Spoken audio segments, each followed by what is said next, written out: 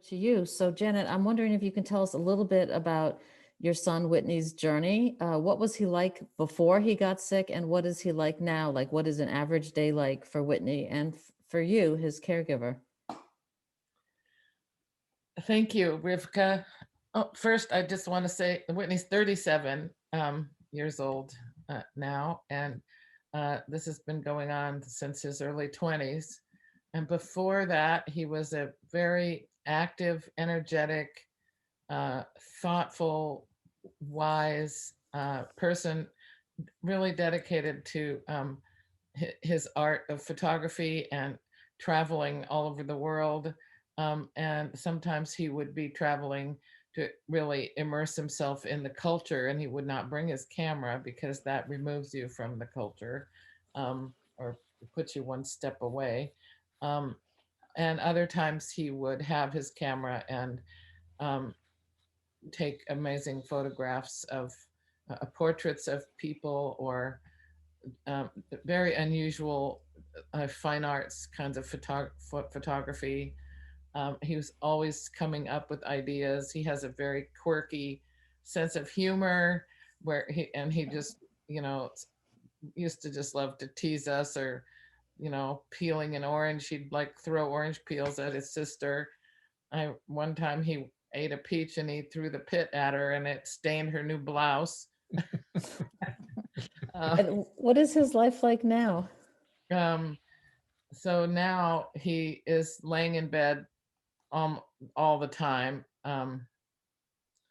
uh, except for occasionally being able to walk to the bathroom, which is about 6 feet from his bed.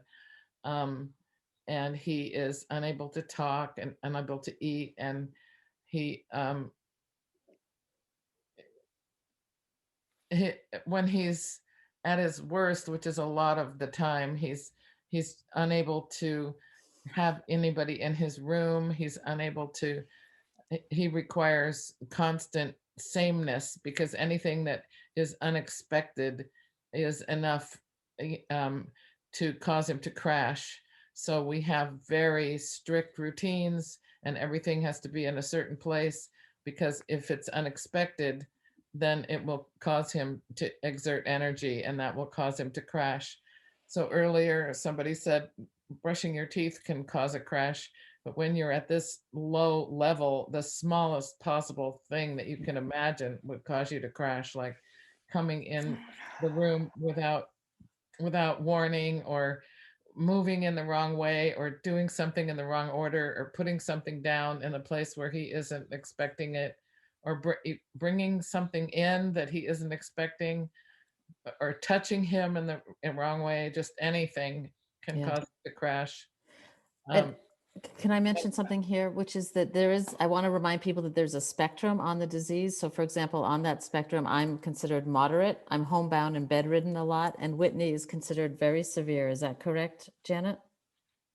Well, currently there's a category called very severe, but I would advocate that there needs to be another category called extreme, or very, very severe. Very severe is considered people who are bedbound. So some people bedbound can read or listen to music or talk to people, or eat, but they still have to be in bed. And then there's people like Whitney who can't do any of those things. And I just think that that's too big of a range for one category.